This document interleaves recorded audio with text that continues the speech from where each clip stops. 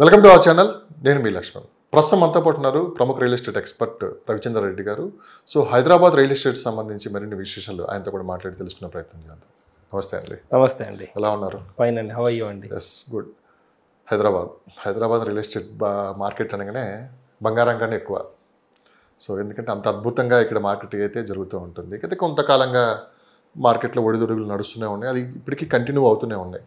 So ఈ మధ్యకాలం ఇలాంటి ఎక్స్పర్ట్ చెప్తుంది ఏంటంటే కాస్త మార్పు అయితే కనపడుతుంది. ఇప్పుడిప్పుడే ఇన్వెస్టర్స్ ముందుకు వస్తున్నారు ఇన్వెస్ట్ చేయడానికి అని చెప్పి కూడా అంటున్నారు. అసలు గ్రౌండ్ లెవెల్లో వాస్తవ పరిస్థితులు ఏం జరుగుతున్నాయి, అసలు బిల్డర్స్ ఏమనుకుంటున్నారు, డెవలపర్స్ వాళ్ళ ఆలోచన ఏ విధంగా ఉంది, ప్రస్తుత పరిస్థితుల్లో అసలుకి ఇప్పుడు ఇన్వెస్ట్ చేయొచ్చా లేదని చెప్పి కూడా కొంతమంది వెయిట్ అండ్ సీ దూరంలో ఉన్నారు. సో మీరు ఏం చెప్తారు? చూడండి, ఆల్రెడీ మనం లాస్ట్ 1.5 year నుంచి అయితే డౌన్ఫాల్ అయితే చూసాం. మళ్ళీ మార్కెట్ మధ్యన స్టాగ్నెంట్ అయిందండి. స్టాగ్నెంట్ అయిన తర్వాత అగైన్ మనకి ఈ 2025 January తర్వాత మార్కెట్ రైజ్ అవ్వడం మొదలైందండి. సో హానెస్ట్లీ రేట్లు అయితే అంతవరకు పెరగలేదండి. ఈ డౌన్ఫాల్లో రేట్స్ స్టాగ్నెంట్ అయ్యాయి, పడలేదు బేసిక్గా. అంటే అందరూ ఏమనుకుంటున్నారంటే అయ్యో ఈ మార్కెట్ డౌన్ ఉంది కదా తక్కువ రేటు కొనవచ్చు అనుకుంటారు. కానీ ఆ సిచ్యువేషన్ అయితే లేదండి. పెరిగే సిచ్యువేషన్ ఉంది కానీ తగ్గే సిచ్యువేషన్ అయితే లేదు. First thing. దాని తర్వాత ఈ జనవరి ఫిబ్రవరి నుంచి నెంబర్ ఆఫ్ రిజిస్ట్రేషన్స్ కూడా పెరిగాయండి. ఓకే, అంటే అది ఆల్రెడీ రికార్డ్స్ ఉన్నాయి మనకి. మీరు నెంబర్ ఆఫ్ రిజిస్ట్రేషన్ పెరిగాయి అంటున్నారు. ఏ లొకేషన్ ఎక్కువ పెరిగాయంటే ఏం చెప్తారు? అంటే చూడండి, బేసిక్గా ఇప్పుడు హైదరాబాద్ ఒకప్పుడు వెస్ట్ అని అన్నారు. ఇప్పుడు అన్ని లొకేషన్స్లో కూడా డెవలప్మెంట్స్ అయితే మనం చూస్తున్నామండి. ఈవెన్ ఈస్ట్ వెస్ట్ సౌత్ నార్త్లో మనకి విల్లాస్ అపార్ట్మెంట్స్ కన్స్ట్రక్షన్స్ భారీగా జరుగుతున్నాయండి. ఎందుకంటే ఎంప్లాయ్మెంట్ అన్ని వైపులు ఉన్నాయి. అంటే ఈ వెస్ట్ పార్ట్ ఐటీ ఎట్లా ఉందో మనం నార్త్ వైపు చూస్తే మనకి మ్యానుఫ్యాక్చరింగ్ ఇండస్ట్రీస్ ఉన్నాయండి. సౌత్ వైపు కూడా మనకి ఇండస్ట్రీస్ ఉన్నాయి. సో ఇట్లా అన్ని వైపులు కూడా ఇండస్ట్రీస్ ఉన్నాయి, హ్యూజ్ ఎంప్లాయ్మెంట్స్ ఉన్నాయండి. సో ఇప్పుడు కొనుక్కున్న వాళ్ళు కూడా ఏం ఆలోచిస్తున్నారంటే సిటీ సెంటర్లో ఉండాలనే ఉద్దేశం లేకుండా మన అంటే ప్రొఫెషన్కి దగ్గరలో, అంటే మన ఆఫీస్కి దగ్గరలో వాళ్ళు పర్చేస్ చేద్దామని చూస్తున్నారండి. సో ఇప్పుడు వెస్ట్ అనే కాదు అన్ని వైపులు కూడా కన్స్ట్రక్షన్స్ జరుగుతున్నాయి, సేల్స్ అవుతున్నాయండి, రిజిస్ట్రేషన్స్ కూడా అవుతున్నాయండి.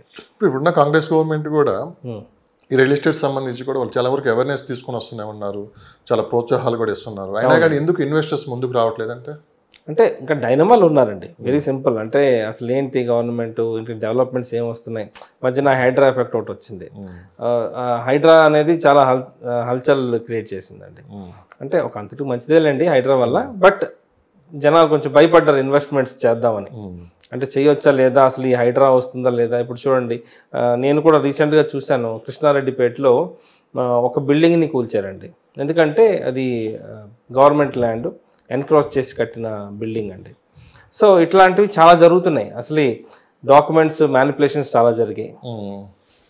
ఓకే అండి. సో ఇవన్నీ ఇప్పుడు జనాలు అవేర్నెస్ వచ్చిందండి జనాల్లోకి. అంటే ఎటువంటి ప్రాపర్టీ మీద ఇన్వెస్ట్ చేయొచ్చు, అసలు లీగల్ పాయింట్స్ ఏమేమి ఉంటాయి, అసలు హైడ్రా అంటే ఏమిటి, ఈ ఎఫ్టీఎల్ ఏమిటి, ఈ హై రైజ్ అంటే ఏమిటి, ఇవన్నీ తెలుసుకొని ఓకే వీళ్ళు ఇప్పుడు ఇన్వెస్టర్స్ ముందుకు వస్తున్నారు. అవేర్నెస్ అయితే వచ్చింది కానీ మొదటికే మోసం జరిగింది గవర్నమెంట్కి. అంటే అవేర్నెస్ తీసుకుని రావడం కరెక్టే, కానీ మార్కెట్లో నెగిటివ్ అనేది పెరిగిపోయింది. గవర్నమెంట్ నెగిటివ్ పెరిగింది కానీ నెగిటివ్ ఎక్కువ రోజులు ఉండదండి.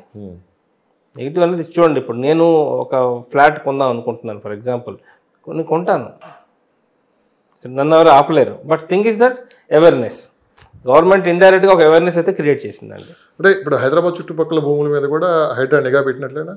ఎస్.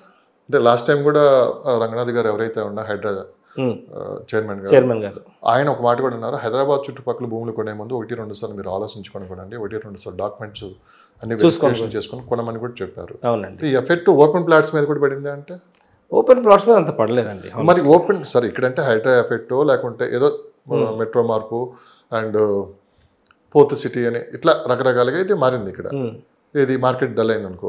ఓపెన్ ప్లాట్స్కి ఏమైంది సార్? ఓపెన్ ప్లాట్స్ చూడండి, బేసిక్గా హైదరాబాద్లో జరిగిన హైడ్రా కాబట్టి బేసిక్గా ఓపెన్ ప్లాట్స్ అంతా మనకి ఇప్పుడు హెచ్ఎండిఏ మనకి RRR వరకు వచ్చిందండి. ఎర్లియర్ అంతా ఫ్రీ జోనేనండి. సో అంత ఎఫెక్ట్ అయితే ఉండేది కాదు. ప్లస్ పర్మిషన్స్ కూడా ఇవన్నీ చూసే ఇచ్చేవారండి. అంటే ఏ జోన్లో ఉన్నది, అసలు ఎఫ్టీఎల్ ఉందా లేదా, ఆ బఫర్ జోన్ అన్ని తీసేగానే డెవలప్మెంట్స్కి అంటే పర్మిషన్స్ తీసుకున్నారండి బిల్డర్స్. Okay. సో ఓపెన్ ప్లాట్స్లో ఇంత ఎఫెక్ట్ అయితే లేదండి హానెస్ట్లీ. మేబీ 1-2% ఉండొచ్చేమో కానీ 90-95% అయితే క్లియర్ టైటిల్. సో ఈ మధ్యకాలంలో కొత్తగా వచ్చిన ప్రాజెక్టులు ఏమున్నాయి సార్? ఓ పెద్ద ప్రాజెక్ట్ ఇది ఇదని చూపించడానికి. ఓకే, సో ప్రాజెక్ట్స్ అంటే మీరు అడుగుతుంది ఓపెన్ ప్లాట్స్ అంటారు. plots. ఓపెన్ ప్లాట్స్ అంటే చూడండి, ఇప్పుడు 3 హైవేస్ అయితే ఎప్పుడు లైమ్ లైట్లో ఉంటుందండి. ఫస్ట్ మనకి ఇప్పుడు జనాలు ఎక్కువగా ఫ్యూచర్ సిటీ మీద ఇంట్రెస్ట్ చూపిస్తున్నారు. ఫ్యూచర్ సిటీ మీద ఎందుకు చూపిస్తున్నారంటే చూడండి, ఒకప్పుడు మార్కెట్ ఒక అవకాశం ఇచ్చింది, అంటే ఒక ప్రైమ్ లొకేషన్స్లో ఇన్వెస్ట్ చేయమని. అంటే ఈ west part of Hyderabad, IT, సైబరాబాద్లో చాలా ఇన్వెస్ట్మెంట్ ఆపర్చునిటీస్ వచ్చాయండి. ఫ్యూచర్ని ఫోర్కాస్ట్ చేసి చాలామంది కొన్నారు. బట్ కొంతమంది ఇక్కడ ఎవరు కొంటారు, ఇంత దూరం ఎవరు ఉంటారు, అసలు ఈ ఐటీ చంద్రబాబు నాయుడు గారు ఐటీ ఇండస్ట్రీని గ్రో చేస్తా అన్నారు కానీ ఎంతవరకు గ్రో అవుతుంది, అందరూ బెంగళూరు వైపు వెళ్తున్నారు కదా అనే ఉద్దేశంతో ఒక డైనమాలో తీసుకోలేదండి ఎవరు. బట్ ఈరోజు ఐటీ ఇండస్ట్రీలో వీఆర్ ర్యాంకింగ్ టాప్ అండి ఇండియాలో. సో ఫస్ట్ ఎంప్లాయ్మెంట్ ఆపర్చునిటీస్ ఉన్నాయి, కంపెనీస్ ఉన్నాయండి, ప్లస్ మన హైదరాబాద్ లివబుల్ కండిషన్ అండి. సో అందుకే జనాలు ఎక్కువగా హైదరాబాద్ వైపు ఇంట్రెస్ట్ చూపిస్తున్నారు. ఇప్పుడు చూడండి, ఈరోజు నేను కొండాపూర్లో ల్యాండ్ కొనాలంటే దాదాపు 2 లక్షలు ఉందండి. అదే హైటెక్స్ ఈ వైట్ ఫీల్డ్ లాంటి లొకేషన్స్లో కొనాలంటే దాదాపు 3 లక్షలు ఉందండి. సో ఈరోజు కొనలేని పరిస్థితి, కామన్ మ్యాన్ కొనలేడండి. అంటే మీరు కొండాపూర్లోనే గజం 2 లక్షలు అని చెప్తున్నారు. రీసెంట్గా కూకట్పల్లి కూడా బాగా పేరు అనిపించింది. గజం వచ్చేసి 3 లక్షల రూపాయలు కూడా.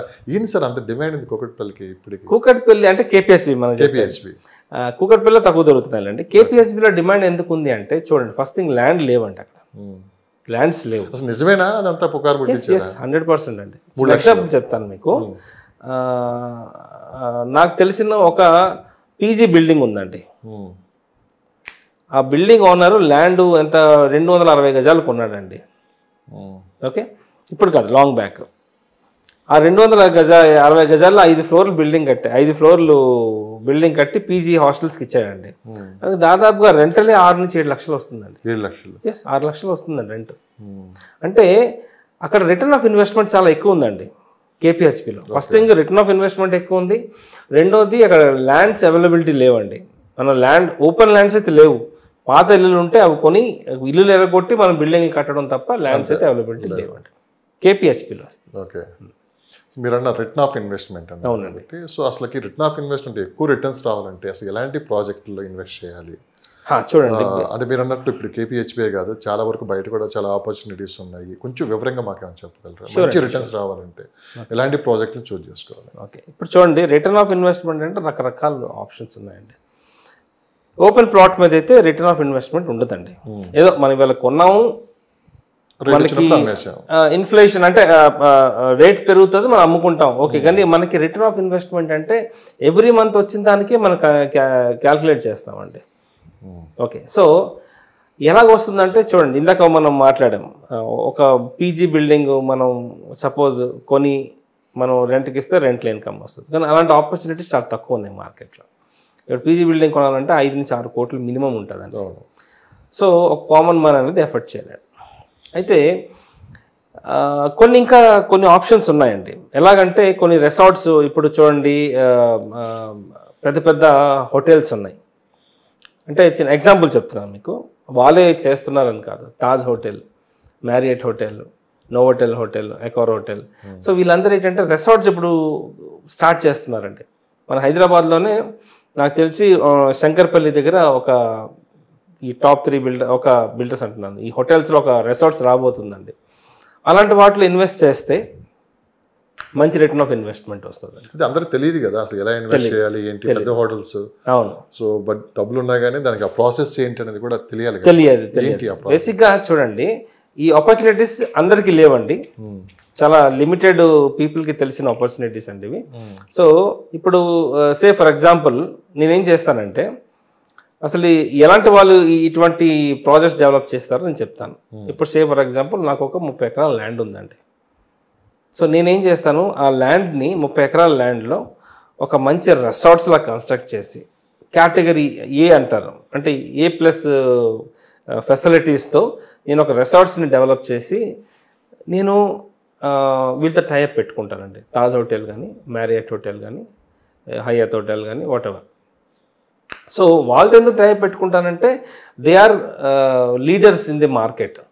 ఒక తాజ్ హోటల్ అంటే, ఒక నోవోటెల్ హోటల్ అంటే బ్రాండ్ ఉందండి, జనాలు వెతుక్కొని వెళ్తారు ఇటువంటి రిసార్ట్స్కి. సో వాళ్ళతో టైప్ పెట్టి నేను వాళ్ళకి లీజ్కి ఇస్తాను అనమాట. దీనివల్ల ఏమవుతుందంటే బోత్ ఆర్ మ్యూచువల్లీ బెనిఫిటెడ్. ఎవరు, హోటల్ బెనిఫిట్ అవుతుంది, అదేవిధంగా నాకు కూడా I will have my share అనమాట. సో ఇటువంటి ప్రాపర్టీస్లో ఇన్వెస్ట్ చేసే ఆపర్చునిటీస్ కూడా ఉన్నాయండి. శంకర్పల్లిలో ఇప్పుడు చెప్పాను మీకు ఆల్రెడీ, పెద్ద ప్రాజెక్ట్ వస్తుందండి, చాలా వరకు అమ్మేసుకున్నారు, బట్ స్టిల్ ఇంకా కొన్ని వాళ్ళు సేల్కి ఉన్నాయన్నమాట.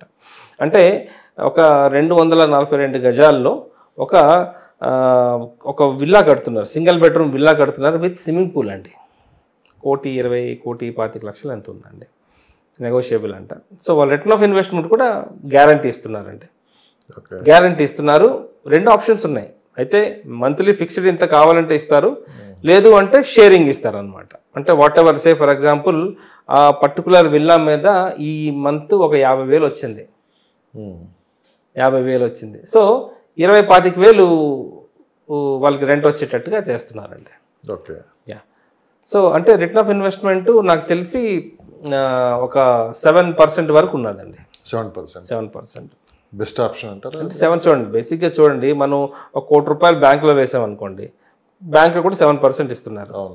కానీ ₹1,00,00,000 అలాగే ఉంటాయి, కోటి అయితే పెరగదు కదండి. కానీ ఇక్కడ ఏమవుతుందంటే ఆ 7%తో పాటు ల్యాండ్ రేట్ పెరుగుతుంది. సో బోత్ ప్యారల్గా గ్రో అవుతాయి అన్నమాట. ఇది ఒక మంచి ఆపర్చునిటీ అండి. సో కోకాపేట, నియోపల్లిస్ రెండు ఒకటే, ఇదే నడుస్తుందా మార్కెట్? అది అప్పుడు చెప్పిన ప్రైజెస్ నడుస్తున్నాయా, ఏమైనా తగ్గాయా? లేదండి, ప్రైజెస్ నడుస్తున్నాయి, ప్లస్ స్లోగా పెరుగుతున్నాయండి. ప్రైజెస్ పెరుగుతున్నాయండి. డెవలప్మెంట్ కూడా చాలా ఎక్కువ అక్కడ కనపడుతుంది. సో హైదరాబాద్ చుట్టూ 360 degreesలో కూడా ల్యాండ్ రేట్లు తగ్గాయని చెప్పి ఈ మధ్య బాగా వినిపిస్తుంది. లేదండి, అదే ఇట్స్ రాంగ్ ఇన్ఫర్మేషన్ అండి.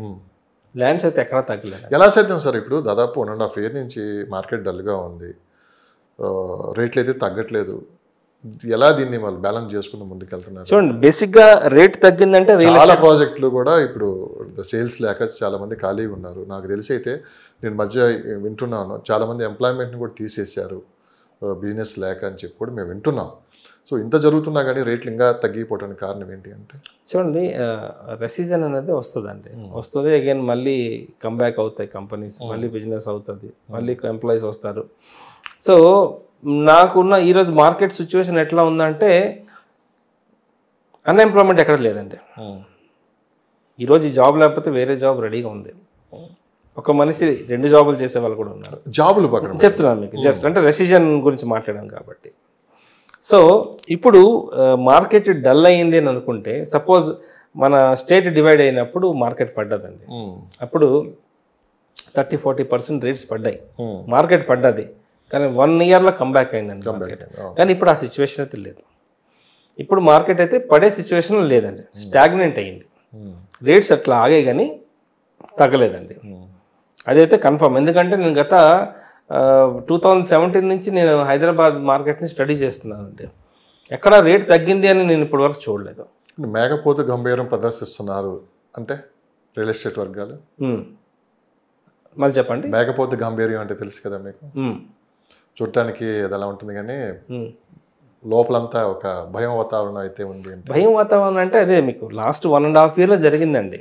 మళ్ళీ 5 months నుంచి అసలే రేట్స్ అయితే పెరుగుతున్నాయండి. నేను చూసిన మార్కెట్లో రేట్లు పెరుగుతున్నాయి, అదేవిధంగా సేల్స్ కూడా అవుతున్నాయండి. అంటే లాస్ట్ ఇయర్కి కంపేర్ చేస్తే ఈ నెంబర్ ఆఫ్ సేల్స్ పెరిగాయండి, కొంటున్నారు జనాలు, రేట్ కూడా పెరుగుతుందండి. అంటే మేబీ 20% గ్రోత్ దగ్గర మనకి 5% గ్రోత్ కనిపిస్తుంది. ఈ మధ్యకాలంలో ఎక్కువ మంది 4th సిటీ గురించి ఎక్కువ డిస్కషన్ చేస్తున్నారు. మళ్ళీ అంతా ఇప్పుడు శ్రీశైలం హైవే మీద ఎక్కువ దృష్టి పెట్టినట్టు కూడా కనపడుతుంది. ముంబై హైవే అది కాస్త మళ్ళీ మీలాంటి ఎక్స్పర్ట్స్ కావచ్చు, లేకుంటే రియల్ ఎస్టేట్ కంపెనీస్ కావచ్చు, ఎక్కువ ఫోకస్ ఇటువైపు పెట్టాయి, ఇటువంతా వదిలేశారని చెప్పి అన్నారంటే లేదండి. ఇప్పుడు మేము అన్ని వైపు ఫోకస్ చేస్తున్నాం. బట్ ఇప్పుడు లైమ్ లైట్లో ఉన్నది 4th సిటీ కాబట్టి చూడండి, ఈరోజు మనం పబ్లిక్కి అవేర్నెస్ ఇవ్వకపోతే రేపొద్దున వాళ్ళకి ఆపర్చునిటీ దొరకదండి. ఒక 5 years తర్వాత 4 cityలో ల్యాండ్ కొందామంటే కొనలేని పరిస్థితి. అసలు మిడిల్ క్లాస్ పీపుల్ని దూరం చేశారు రేట్లు పెంచేసి అంటే మీరేం చెప్తారు?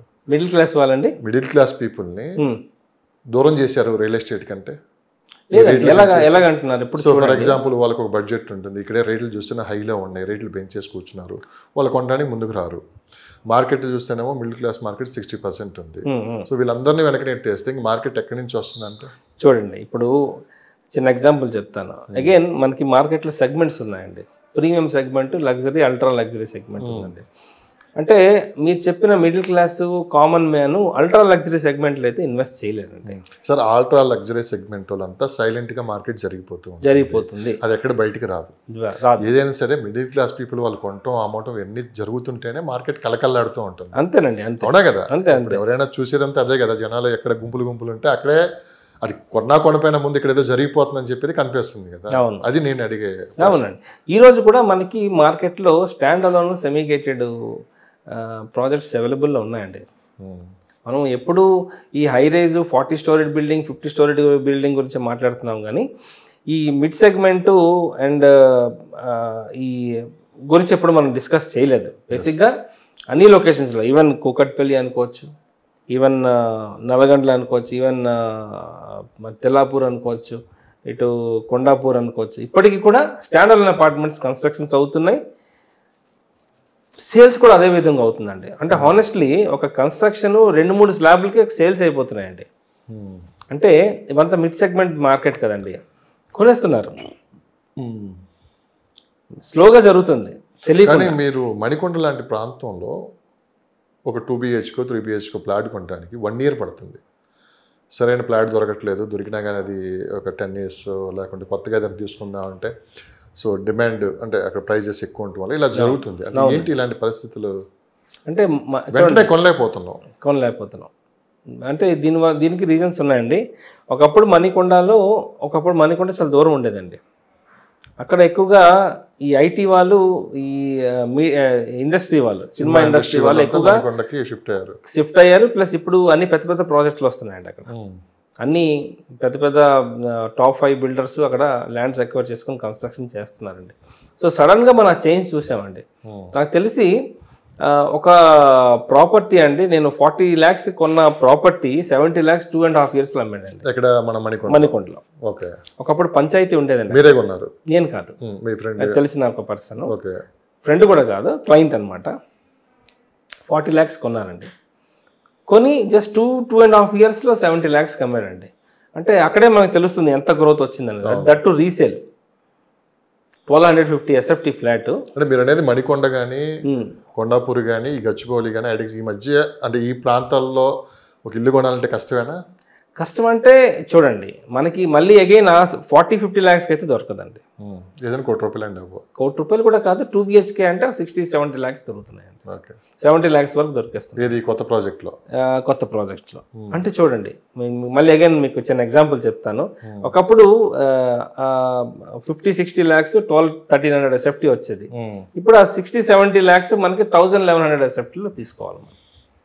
కొంచెం మనం ప్రైజ్లో కాంప్రమైజ్ అవ్వాలి, ప్లస్ సైజులో కాంప్రమైజ్ అవ్వాలి. ఒక ప్రశ్న అడుగుతాను, మీ దగ్గర నుంచి స్ట్రైట్గా సమాధానం కూడా వస్తుంది అనుకుంటున్నాను. సో మిడిల్ క్లాస్ పీపుల్ కావచ్చు, ఒక మోస్తరుగా ఇన్కమ్ వచ్చేవాళ్ళు సొంత ఇంటికి కలగా మిగలకూడదని చెప్పి అప్పులు చేసో లోన్లు తీసుకొని ఒక ఇల్లు కొనుక్కుంటారు. ఇది ఎప్పుడైతే కొంటారో అప్పటి నుంచే కష్టాల్లో పూర్తిగా కోరుకొని పోతున్నారు అని చెప్పి మధ్యకాలంలో చాలామంది చెప్తున్న మాట. ఎందుకంటే సో అంటే ఇల్లు కొనటం ఓకే, లోన్ వస్తుంది, మనం కట్టేస్తాం, మన దగ్గర ఎంతో సేవింగ్స్ ఉంటాయి. ఆ తర్వాత లోన్లు కట్టుకుంటాం సంవత్సరాలు అలా ఆ వచ్చిన డబ్బులు అంతా అక్కడే అయిపోతున్నాయి. లేనిపోయిన కష్టాలు కొన్ని తెచ్చుకున్నారు. దీని బదులు అద్దీంట్లో ఉండటం కరెక్ట్ అని చెప్పి ఇప్పుడు మళ్ళీ బ్యాక్ వస్తున్నారు అంటే మీరు ఏం చెప్తారు? చూడండి, అంటే మేబీ ఫినాన్షియల్ బర్డెన్ పడవచ్చు అండి. అంటే చిన్న ఎగ్జాంపుల్ చెప్తాను. నేను ఏదో రెంట్ కొన్నాను, ₹20,000 రెంట్ ఉంది అనుకుందాం, 2 BHK, బట్ డిఫాల్ట్ ఈరోజు 20,000 ఉందండి.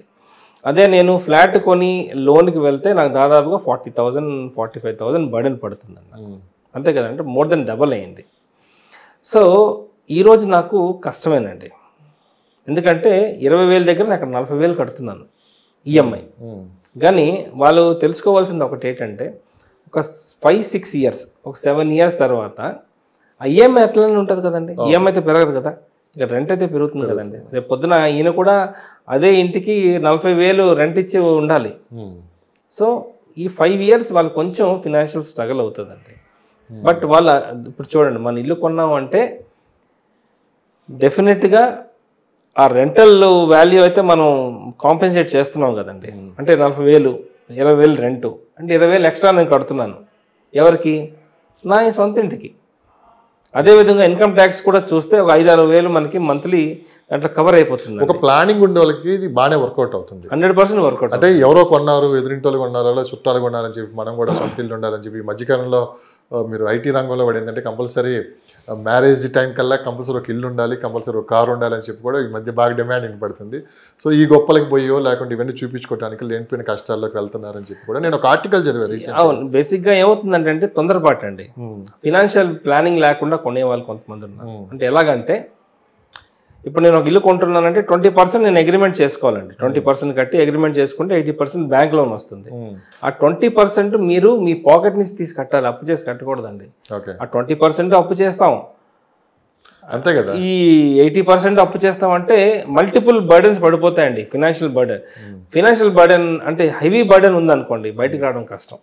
అప్పుల మీద అప్పు అయ్యి ఉన్న ఇల్లు అమ్ముకొని బయటకు రావాలి. పరిస్థితులు అలానే ఉన్నాయి చెప్పి దానికి భయపడే కాస్త ఇప్పుడు సొంత ఇల్లు కొనుక్కోవడానికి ముందుకు రావట్లేదు అని చెప్పి వినిపిస్తుంది మాట. అంటే కరోనా తర్వాత ఒక్కసారిగా చేంజెస్ కనపడ్డాయండి. ఎందుకంటే సొంత ఇల్లు ఎంత అవసరం అనేది కూడా చాలా స్పష్టంగా కనపడింది. ఆ తొందరపాటులోనే కొన్ని తొందరపాటు చర్యల వల్ల కొంతమంది ఇబ్బంది పడుతున్నారు ఇప్పుడు మార్కెట్లో అని వినిపిస్తుంది అన్నమాట. అంతే అండి, తొందరపాటు వల్ల వాళ్ళు జరిగిన నష్టం తప్ప ప్లాన్డ్ గా లేదండి. వడ్డీ చూసుకున్నా కూడా వడ్డీ ఎంత అవుతుందండి? బేసిక్గా ఇప్పుడు మీరు ఒక ఇల్లు కొన్నారు 70 లక్షలు 2 BHK. సో లోన్ తీసుకున్నాం, లోన్ వచ్చేసి ఎంత పెట్టవచ్చు? బేసిక్గా 80% అండి. 80%. అసలు వడ్డీ ఎంత అవుతుందండి? మనం తీసుకునేది 70 లక్షల లోన్ అయితే చివరికి మనకి కట్టేది ఎంత? లాస్ట్కి మనం డబుల్ కడుతున్నాం కానీ 20 years లో కడుతున్నాం అండి. 20 years లో కట్టినా కానీ డబుల్ కట్టినట్లే కదా. డబుల్ కట్టినండి. ఇప్పుడు మీ దగ్గర ₹1,00,00,000 ఉందండి, మీరు బ్యాంకులో FD వేస్తే మీకు ఎన్ని సంవత్సరాలు డబుల్ అవుతుందండి? ఎటు చూసినా లాజిక్కే ఉంది. సో ఎలా తీసుకున్నా కూడా ఇది బెనిఫిటేనండి మనకి. 100% మన బెనిఫిట్ అయింది. ఇప్పుడు మీరేమంటారు? సొంత ఇల్లు కొనుక్కోమంటారా? 100% కొనుక్కోమంటారు, కానీ ఫైనాన్షియల్ చేసి ప్లానింగ్ చేసుకోవాలండి. ఫైనాన్షియల్ ప్లానింగ్ చేసుకోండి. బేసిక్గా చూడండి, నేను అడ్వైజ్ ఇస్తుంటాను. సరే సార్, సింపుల్. ₹1,00,000 అనుకున్నా సార్, నాకు ₹1,00,000 వస్తున్నాయి శాలరీ. ఆ ₹1,00,000తో నేను ఇల్లు కొనుక్కుందాం అనుకుంటున్నాను. దాని ప్లానింగ్ చెప్పండి. చూడండి, మీకు ₹1,00,000 మీ ఇన్కమ్ ఉంది అంటే దాంట్లో 40% మీరు ఈఎంఐ పే చేసే కెపాసిటీ మీకు ఉందండి. ఓకే, 50 వద్దు, 40 అనుకుందాం. అంటే 40,000 మీరు ఈఎంఐ పే చేసే కెపాసిటీ మీది. ఓకే, సపోజ్ మీరు ఒక 20 సంవత్సరాలు లోన్కి వెళ్తున్నారు, హౌసింగ్ లోన్కి, అంటే మీకు 50 లక్షలు మీకు లోన్ వస్తుంది. 50 లక్షల వరకు మీరు లోన్ తీసుకోవచ్చు. మేబీ 50-55 వరకు తీసుకోవచ్చు. అంటే ₹1,00,000 వచ్చే వాళ్ళకి 55 లక్షలు లోన్ వస్తుంది. నేను ఫినాన్షియల్ ప్లానింగ్ చెప్తున్నానండి. గవర్నమెంట్ ఇస్తారు, బ్యాంకు 60-70 లక్షలని ఇచ్చేస్తారండి, కానీ మీకు పేయింగ్ కెపాసిటీ ఉండాలి. అంతే కదండి, బర్డెన్ ఉండకూడదు. సో నేను బేసిక్గా బ్యాంక్ క్యాలిక్యులేషన్ 50% అండి, నా క్యాలిక్యులేషన్ 40%. ఎందుకంటే మీరు తర్వాత ఫినాన్షియల్గా స్టేబుల్గా ఉండాలి కదా. మీరు 40% వరకు మీరు ఈఎంఐ ఎఫర్ట్ చేయవచ్చు, 50 దాటకూడదు. సో 50-55 లక్షలు మీకు బెనిఫిట్ ఇది లోన్ వస్తుందండి. అంటే మీరు 50-55 లక్షలు లోన్ పెడుతున్నారంటే మీరు ఒక 15 లక్షలు మీరు అడ్వాన్స్ అయితే 20% మీరు కట్టాలి కదా. 70 లక్షల ప్రాపర్టీ మీరు తీసుకోవచ్చండి. 70 లక్షల ప్రాపర్టీ తీసుకుంటే 15 లక్షలు మీరు 15-20 లక్షలు మీరు డౌన్ పేమెంట్ చేస్తే మిగతా 50-55 లక్షలు మీకు లోన్ వస్తుంది. మంత్లీ 40,000 మీరు పే చేస్తారు. మీ లైఫ్ అలాగా లేకుండా ముందుకెళ్తారు. చాలా బాగా చెప్పారు సార్. 20 years లైఫ్ ఎలా ఉంటుందో 2 నిమిషాల్లో చెప్పారు మీరు.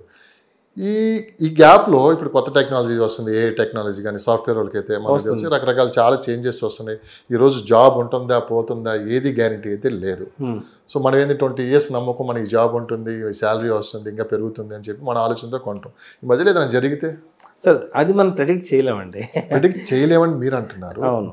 రాబోయే కాలంలో జరగబోయేది ఇదే 100%.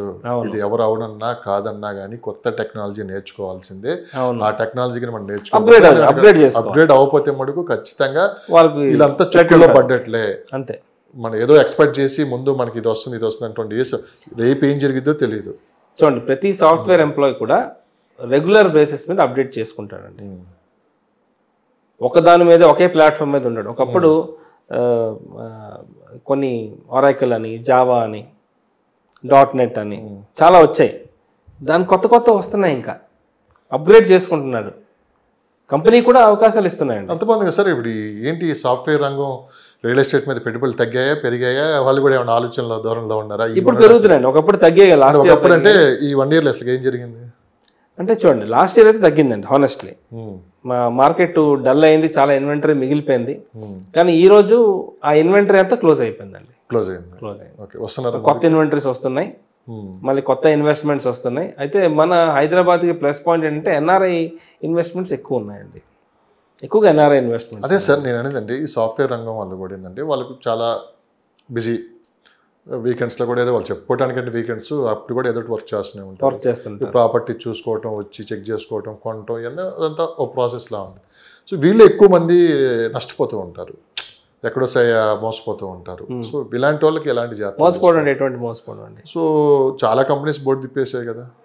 ఏదో ఇప్పుడు ఒక ఆఫీస్లో ఒక ఎంప్లాయీ కొన్నాడని చెప్పి ఆ ఎంప్లాయీని చూసి ఇంకో 10 మందో 15 మందో కొంటారు. అది సాఫ్ట్వేర్ రంగంలో ఉన్నదే. అది చాలా మంది రియల్ ఎస్టేట్ లో టార్గెట్ ఏంటో తెలుసా? మీకు దాదాపు 15 సంవత్సరాల ఎక్స్పీరియన్స్, అందరిలో ఒకరిని సెట్ చేస్తారు కమిషన్ బేస్డ్ మీద. ఇక్కడ అదర్ ఇన్కమ్ చేపించి మిగతా వాళ్ళందరికీ ఇదంతా షో పుట్టప్ జరుగుతుంది. షో పుట్టప్ అంటే అన్ని చోట్ల తప్పు జరుగుతుంది నేనైతే అంటలేదు.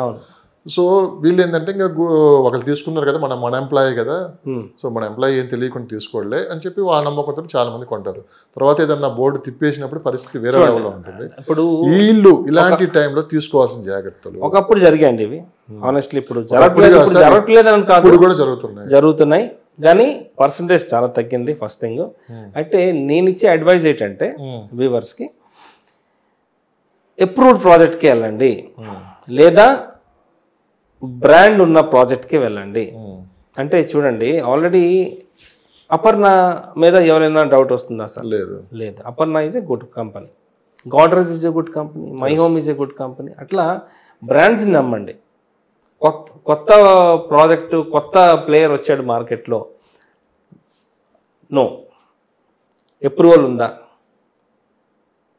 రేరా వచ్చిందా, అప్పుడే మీరు డిసిజన్ తీసుకోండి. ఇవన్నీ ఎంత అవేర్నెస్ తీసుకుని వచ్చినా కానీ తిరిగి మళ్ళీ అక్కడికే వెళ్తున్నారు. లేదండి, ఇప్పుడు అప్రూవల్ వచ్చి రేరా వచ్చిన తర్వాత ఇప్పటి వరకు ఎవరు బోర్డు తెప్పలేదండి మన హైదరాబాద్లో. నాకు తెలిసి ఏ బిల్డర్ కూడా ఐదర్ ప్లాట్స్ డెవలప్మెంట్ అవ్వచ్చు, అపార్ట్మెంట్స్ డెవలప్ అవ్వచ్చు, అంటే ప్రీ లాంచ్ చేసి బోర్డు తిప్పే వాళ్ళు ఉన్నారు. కానీ అప్రూవల్ వచ్చి రేరా వచ్చిన తర్వాత ఇప్పుడు దాకా బోర్డు తిప్పేవాళ్ళు ఇప్పుడు దాకా నేను చూడలేదండి. డబుల్ రిజిస్ట్రేషన్ కానీ ఇవన్నీ ఏమి ఎక్కడ డబుల్ రిజిస్ట్రేషన్ అయ్యే ఛాన్స్ లేదండి. ఆ మాట మర్చిపోయారు. ఇప్పుడే కాదు, ఒక 15 years అయిందండి మర్చిపోయి. ఎందుకంటే అంత ఆధార్ ఇంట్రడ్యూస్ అయింది. ఆధార్ ఇంట్రడ్యూస్ అయిన తర్వాత ఆ కాన్సెప్టే లేదండి.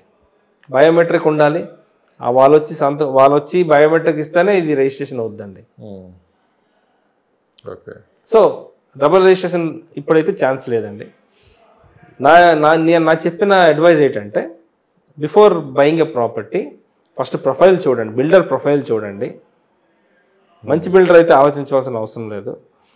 బిల్డర్ కొత్త ప్లేయర్ అయితే ఆ ల్యాండ్ ఎవరి పేరు మీద ఉందో చూడండి. బిల్డర్ కొన్నాడా, డెవలప్మెంట్కి తీసుకున్నాడా, అగ్రిమెంట్లో ఉన్నాడా? అగ్రిమెంట్లో ఉంటే క్వశ్చన్ మార్క్. అగ్రిమెంట్లో ఉన్న వాళ్ళకి మీరు అంత ఈజీగా నమ్మొద్దు, ఎందుకంటే కొత్త ప్లేయరు. First thing. రెండోది, అప్రూవల్ ఉందా లేదా, అప్రూవల్ ఉంటే రేరా వచ్చిందా లేదా, ఇవి ఉంటే మీరు your in safe hands. Okay, last 2-3 క్వశ్చన్లు తమకిచ్చారు. సో చాలామందికి ల్యాండ్ ఉంటుంది కానీ వాళ్ళు డెవలప్ చేసుకోవడానికి డబ్బులు ఉండవు. అవునండి. థర్డ్ పార్టీ ఎవరో సరే అవ్వాలి, వాళ్ళతో టైఅప్ అవుతారు. సో ఇది ఎలా సార్, ఈ ప్రాసెస్ ఎలా ఉంటుంది మామూలుగా? చూడండి, బేసిక్ కొంచెం నాకు ఇది చాలామంది అడిగారు, వివరంగా చెప్పగలరా?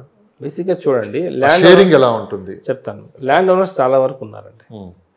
కొంతమందికి 300 గజాలు ఉండొచ్చు, కొంతమందికి 500 గజాలు ఉండొచ్చు, కొంతమందికి 1000 గజాలు ఉండొచ్చు, ఎకరాల్లో ఉండొచ్చు, 300 గజాలు ఉండొచ్చు.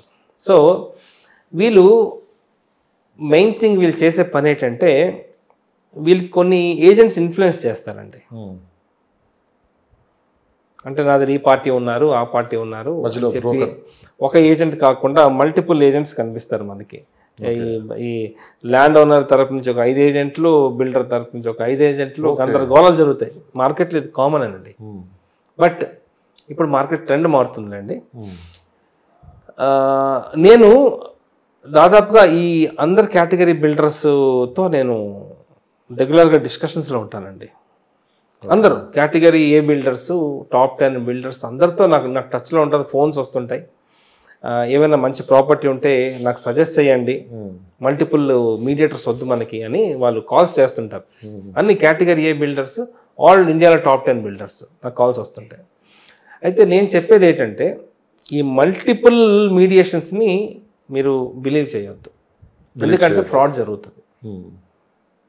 ఫ్రాడ్ ఎట్లా జరుగుతుంది అంటే, సే ఫర్ ఎగ్జాంపుల్ నేను ₹1,00,00,000 ఒక ప్రాపర్టీ నేను అమ్ముతున్నాను.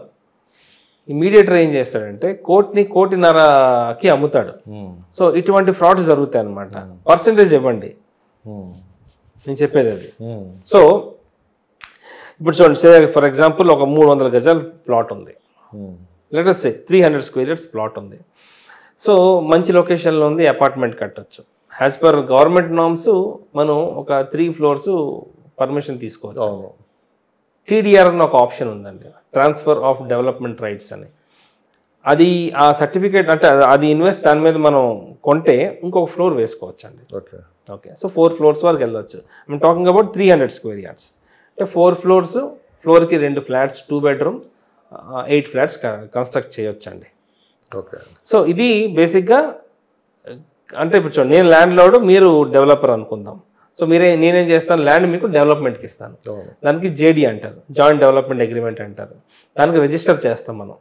ఓకే, రిజిస్టర్ చేస్తాం. సో ఈ 8 flats మనం కన్స్ట్రక్ట్ చేస్తే ఏరియా బట్టి, డిమాండ్ బట్టి 50-50, 50% మీకు, 50% నాకు. అంటే ల్యాండ్ షేరింగ్ కూడా ఉంటుంది ఇందులో. ల్యాండ్ చెప్తాను. అయితే ల్యాండ్ కూడా షేర్ అవుద్దండి. ల్యాండ్ ఈక్వల్గా షేర్ అవుతుంది, ఈక్వల్గా షేర్ అవుతుంది. సో అంటే సే ఫర్ ఎగ్జాంపుల్ మీరు 60% తీసుకొని నాకు 40% ఇచ్చారనుకోండి, అదేవిధంగా ల్యాండ్ కూడా షేర్ అవుతుంది. Okay, I'm talking about 300 square yards అండి. 300 acres కూడా ఉంటుంది కదండి. 300 acres కామన్ బిల్డర్ అయితే చేయలేడండి. ఇప్పుడు స్టాండ్ అలోన్ అపార్ట్మెంట్ కడుతున్న బిల్డరు సడన్గా 100 ఎకరాలు ప్రాజెక్ట్ చేయమంటే చేయగలండి?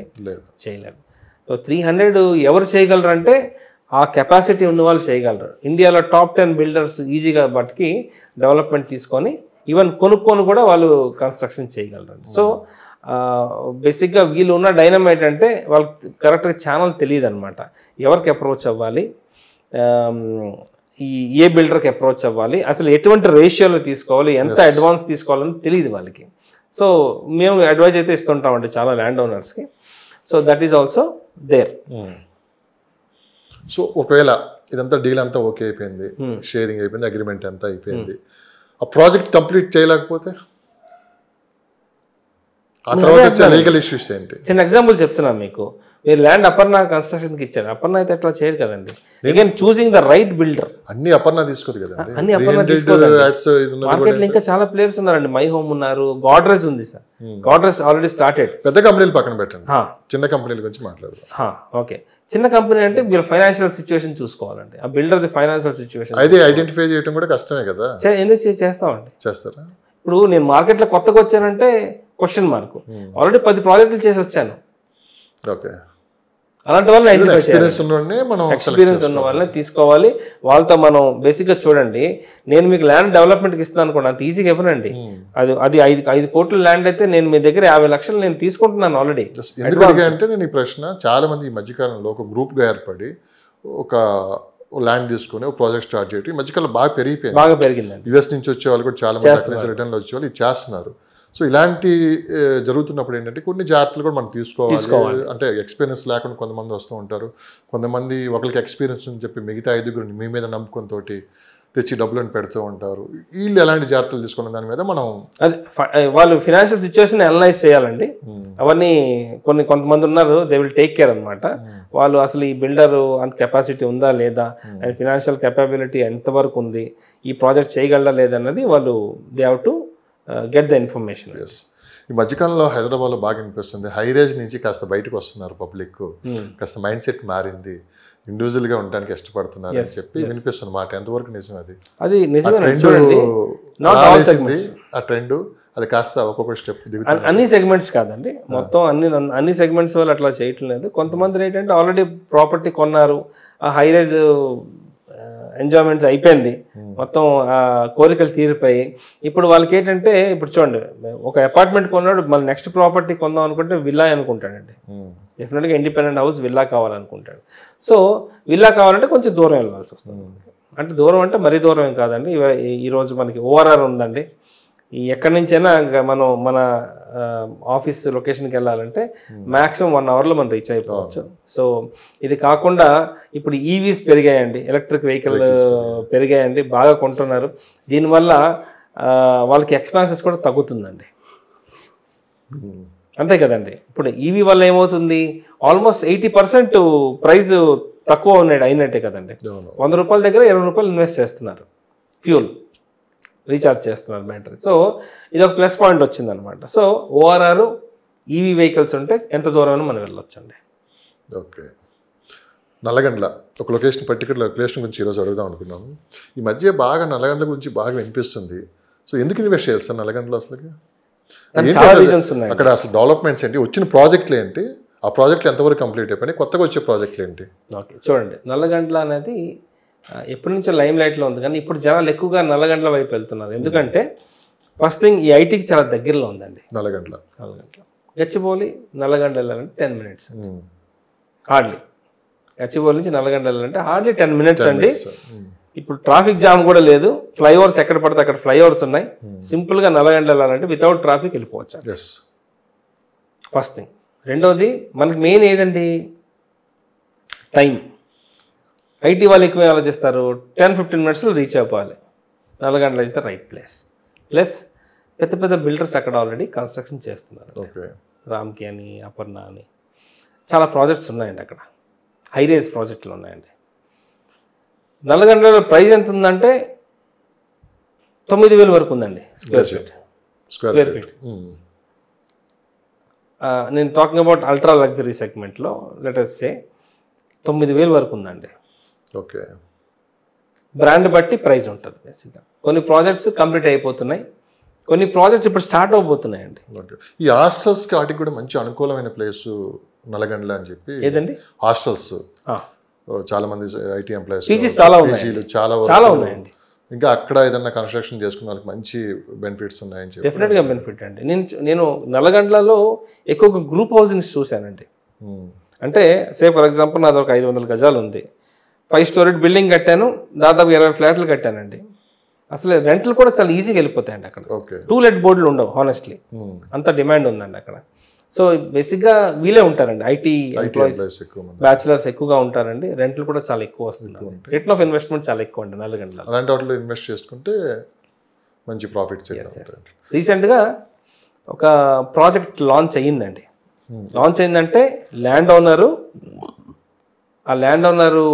అంటే పేరు చెప్పకూడదు, బట్ ఆయనకి చాలా ల్యాండ్ పార్సల్స్ ఉన్నాయండి. ఆయన పెద్ద టాప్ 5 బిల్డర్స్ అందరికీ ల్యాండ్స్ ఇచ్చారు. ఇప్పుడు ఆయన ఓన్గా ఒక ప్రాజెక్ట్ స్టార్ట్ చేశారండి నల్లగండ్లలో తక్కువ ప్రైస్తో. అంటే హై రైజ్ 9,000 ఉన్న ప్లేస్లో ఈయన 7,000కి ఇస్తున్నారు. మంచి ప్రైస్ అయినా సార్ ఇప్పుడు? చాలా మంచి ప్రైస్ అండి. ఓకే. నల్లగండ్లో ఇన్వెస్ట్ చేయొచ్చు, రైట్ టైం టు ఇన్వెస్ట్ అండి. హై రైజ్ కడుతున్నారు, so that is right project invest. రేపొద్దున అది కూడా పెరిగిపోద్ది అండి రైట్. ఎస్ విత్ రేరాతో వాళ్ళు లాంచ్ చేస్తారండి. గచ్చిబౌలికి 10 minutes 10-15 minutes అండి అంతే. సిటీ కూడా కొంచెం దూరంగానే ఉంటుంది, కొంచెం పొల్యూషన్ కూడా. నల్లగండ్లలోనే మనకి ఇప్పుడు అన్ని మాల్స్ అన్ని దగ్గరలో. అక్కడ ల్యాండ్ ఇష్యూస్ ఎక్కువ ఉన్నాయని ఒక మాట వినిపిస్తుంది ఇప్పుడు. కొన్ని జోన్ అండి, కొంత జోన్ మనకి ల్యాండ్ ఇష్యూస్ ఉన్నాయి. ఓకే. మిగతా అన్ని క్లియర్ టైటిల్. సో అవి కూడా చెక్ చేసుకొని 1-2 సార్లు మనం చూసుకొని తీసుకోవాలండి. ఫైనల్గా రియల్ ఎస్టేట్ రంగం సాఫీగా ముందుకెళ్తుంది, అందరూ హ్యాపీగా ఉన్నారు. కాస్త మార్కెట్ అప్ అండ్ డౌన్స్ వస్తూ ఉంటే ఇవన్నీ మీరు చూశారు, గతంలో కూడా చూసారు. 2007 నుంచి ఉన్నారు, ఇదంతా జరిగింది. ఈ డిజిటల్ మార్కెట్ వచ్చిన తర్వాత ఈ ఎఫెక్ట్ కూడా కాస్త ఎక్కువ పడింది దీని మీద. అంటే రియల్ ఎస్టేట్ రంగం మీద కూడా ఎవరికి వాళ్ళు ప్రమోట్ చేసుకోవటం, ఎవరికి వాళ్ళు గందరగోళంగా ఎవరికి నచ్చింది వాళ్ళు మాట్లాడటం, తెలియని ఇన్ఫర్మేషన్ కూడా ఇవ్వటం బయటికి, ఇదంతా ఒక గందరగోళ పరిస్థితిలో తీసుకొని పోయిందని చెప్పి బయట వినిపిస్తుంది. అవును ఎన్ని వేల కంపెనీలు ఉన్నాయో తెలియదు కానీ దీని మీద కూడా కొన్ని వేల ఛానల్స్ అయితే ఉన్నాయి. అవును ఎవరికి నచ్చింది వాళ్ళు ఇన్ఫ్లుయెన్సర్స్ తోటి వీళ్ళతోటి ప్రాజెక్ట్ ప్రమోట్ చేసుకున్నారు. ఒకప్పుడు ఏంటంటే ఒక హీరోనో పెద్ద పెద్ద ఆర్టిస్టులు తెచ్చి ఎక్కువ అమౌంట్ పే చేసి మనం ప్రమోట్ చేసుకునే వాళ్ళు. ఈ మధ్య తగ్గిపోయింది. లలిత జ్యువెలరీస్ మనం చూసిన తర్వాత చాలా వరకు చేంజెస్ వచ్చాయి. ఇప్పుడు ఏంటంటే ఎవరికి వాళ్ళు ప్రమోట్ చేసుకుంటున్నారు. ఇది ఎంతవరకు ఎఫెక్ట్ ఉంది సార్? ఇది ఎంత మంచి అయితే జరుగుతుందో చూడండి, దీంట్లో అంత చెడు కూడా జరుగుతుంది. ఇక్కడ కూడా జరుగుతుంది. అంటే ఇప్పుడు హైడ్రా వచ్చింది. హైడ్రా ఒక నెల హడావుడి మొత్తం అయిపోయింది, ఇంకా అసలు హైదరాబాద్ని కూల్ చేస్తున్నారు అని చెప్పి అన్ని వెబ్సైట్స్లో కానీ ఛానల్స్లో కానీ ఫటాఫట్లు అడిచారు. ఒక 1 month సైలెంట్. ఎందుకంటే ట్రెండ్ అయిపోయింది, అది సైలెంట్. ఇక్కడ గందరగోళంలో పడింది ఎవరు? అవును, పబ్లిక్. మార్కెట్ మీద ఎంత ఎఫెక్ట్ చూపించింది? ఏదన్నా కొత్త సబ్జెక్ట్ వచ్చిందంటే దాని ట్రెండింగ్, దాన్ని లేపాలన్నా పడేయాలన్నా బేసిక్గా చూడండి, లేపాలి అంటే చాలా టైం పట్టేస్తుంది, పడేయాలంటే 2 నిమిషాలు 2 నిమిషాలు. ఇప్పుడు జరుగుతుంది అదే ఈ సోషల్ మీడియా ఎఫెక్ట్. సో అంటే జనాలు కూడా ఐడెంటిఫై చేయాలండి. లేదు ఐడెంటిఫై చేయలేకపోతున్నారు ఇప్పటికే. స్టిల్ ఏదైనా ఒక వార్త వచ్చిందంటే మీరు మంచిగా పెట్టండి, చూడరు. పడిపోయింది కూల్ చేశారంటే చూడండి, మొత్తం దానికి 1 లక్షల్లో వ్యూస్ ఉంటాయి. అది వీడియో డౌన్లోడ్ చేసి సోషల్ మీడియాలో పెట్టేస్తారు. నేను అనేది ఏంటంటే ఇన్వెస్టర్స్ కావచ్చు, లేదంటే రియల్ ఎస్టేట్ ఏదైనా పెట్టుబడులు పెట్టేవాళ్ళు కావచ్చు, లేదంటే ఈ చాలా వరకు నెగిటివ్ వార్తలు స్ప్రెడ్ అవుతూ ఉంటాయి. వీటి విషయంలో ఎలాంటి జాగ్రత్తలు తీసుకోవాలి? సోషల్ మీడియాలో పర్టికులర్గా ఫర్ ఎగ్జాంపుల్ మీరే ఉన్నారు సార్, ఇక్కడ కూర్చొని మీరు ప్రాజెక్ట్ చెప్తారు, కొనేటివేనా? లేదు. సింపుల్ లాజిక్ ఒకటి చెప్తాను. ఇప్పుడు నేను ప్రాజెక్ట్ చెప్పొచ్చు. నేను చెప్పే ప్రాజెక్టు ఫస్ట్ విని రిలయబుల్గా ఉంటే లీగల్ చూసుకోండి. నేను ఇప్పుడే కాదు, ప్రతి ఇంటర్వ్యూస్లో చెప్తాను. అలాగా సార్, మీరు నాకు ఎప్పటి నుంచో పరిచయం, మీ మీద నాకు నమ్మకం, కొనేస్తా అంటే. ఓకే, అయితే ఇది నా గుడ్ విల్ బట్టి ఉంటుందండి. ఇప్పుడు నేను మీకు చీట్ చేసే ఉద్దేశం ఉంటే మీరు నన్ను నమ్ముతున్నారు కాబట్టి ఈజీగా నేను మీకు చీట్ చేయగలను. ఎక్కువ రోజు నేను మార్కెట్లో ఉండలేనండి. Okay, done. సో నేను మార్కెట్లో ఎక్కువ రోజులు ఉండాలి, సస్టైన్ అవ్వాలి అంటే నేను రైట్ వేలో వెళ్ళాలి, మీకు రైట్ అడ్వైజ్ ఇవ్వాలి, రైట్ ప్రాపర్టీ కొనిపించాలి. ఓకే, అప్పుడే నాకు గుడ్ విల్ ఉంటుంది. ఎందుకు రేపు పొద్దున మీరు ఇంకొక 5 రిఫర్ చేస్తారు. సరే, నేను అనేది ఏంటంటే ఈ డిజిటల్ దాంట్లో ఎలాంటి జాగ్రత్తలు తీసుకోవాలి? చూడండి, డిజిటల్ ఇప్పుడు బేసిక్గా ఇప్పుడు ఆర్టిఫిషియల్ ఇంటెలిజెన్స్ ఎక్కువగా మేజర్ రోల్ ప్లే చేస్తుంది. కాబట్టి సే ఫర్ ఎగ్జాంపుల్ నేను ఒక ప్రాజెక్ట్ చూశాను, ఒక యాడ్ వచ్చింది, ఆ యాడ్ ఒక హై రైజ్ యాడ్ చూశాను. సో ఆర్టిఫిషియల్ ఇంటెలిజెన్స్ ఏం చేస్తుందంటే ఓకే ఈ యాడ్ మీద ఈయన ఇంట్రెస్టెడ్ ఉన్నాడు అని ఆ రిలేటెడ్ యాడ్స్ అన్ని నాకు పంపిస్తుంది. సో నాకు కావాల్సింది నేను చూస్తాను ఫస్ట్ థింగ్. ఇప్పుడు చాలా మంది వరకు ఈ యాడ్స్ వేస్తున్నప్పుడు ఈ ప్రాజెక్ట్ గురించి మాట్లాడతారు. అనలైజ్ చేయాలి మనం, ఆ పర్సన్ ఎవరు, ఆ కంపెనీ ఏది, ఫస్ట్ ఆ కంపెనీ ఏదో తెలుసుకోవాలి, ఆ పర్సన్ ఎవరో తెలుసుకోవాలి. వీలైతే వాళ్ళతో మీరు మాట్లాడండి, ఒకసారి ప్రాజెక్ట్ విజిట్ చేయండి. అగైన్ లాస్ట్ నేను చెప్పేది ఏంటంటే లీగల్ చూపించుకోండి. లీగల్ చూపించుకొని మీ లీగల్ అడ్వైజర్ ఓకే అని మీకు సర్టిఫికేషన్ ఇస్తేనే మీరు ముందుకెళ్ళండి, లేదా లీవ్ ఇట్. ఎంత మంచి ప్రాపర్టీ అయినా వద్దు. సూపర్.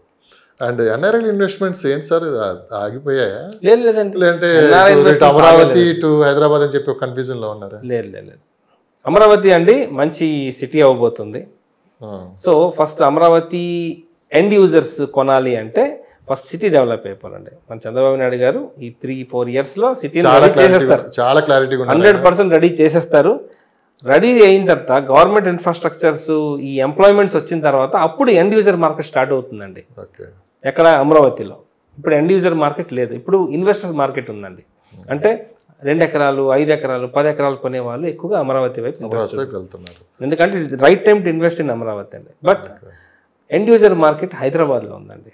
ఓకే, ఈ సిచ్యువేషన్ అమరావతికి నెక్స్ట్ 3 years తర్వాత వస్తుందండి. 3 to 4 years డెఫినెట్గా వస్తుంది. ఏదైనా మార్కెట్ పెరిగే అవకాశమే కానీ మార్కెట్ పడిపోయే అవకాశం అయితే లేదు. సో ఒకవేళ జరిగినా కానీ ఏదో 1 year 2 years ఏదో అలా మార్కెట్ స్టేబుల్గా ఉంటుంది తప్పించి రియల్ ఎస్టేట్ మార్కెట్ పడిపోవటం అనేది, రేట్లు పడిపోవటం అనేది ఎప్పుడో మనం 20 years బ్యాక్ ఎప్పుడో చూసుంటాం. అంతే. అందుకని ఈ మధ్యకాలంలో అయితే చూడలేదు. సో చూద్దాం ఏం జరుగుతుందో పరిస్థితులు.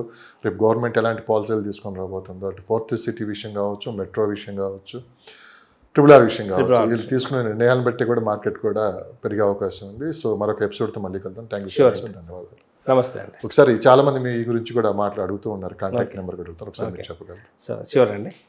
సో నా పేరు రవిచందన్ అండి. సో మీరు ఏమైనా అడ్వైస్ కావాలనుకుంటే మీరు నన్ను కాంటాక్ట్ చేయొచ్చు. నా మొబైల్ నెంబర్ 9581011143. అదేవిధంగా నాకు సోషల్ మీడియా పేజెస్ కూడా ఉన్నాయండి. హైదరాబాద్ ప్రాపర్టీస్ ఫర్ సేల్ అనే పేజ్ ఉందండి. అదేవిధంగా ISKOM ఇస్కామ్ ప్రాపర్టీస్ అనే పేజ్ కూడా ఉన్నాయండి. All Facebook, LinkedIn, Instagram and యూట్యూబ్స్లో. సో మీరు నన్ను కాంటాక్ట్ చేయవచ్చండి. మీరు మీ క్వశ్చన్ మీరు రైజ్ చేయండి. డెఫినెట్గా I will give the right advise అండి. Thank you once again. నా పేరు రవిచందన్. నమస్తే అండి.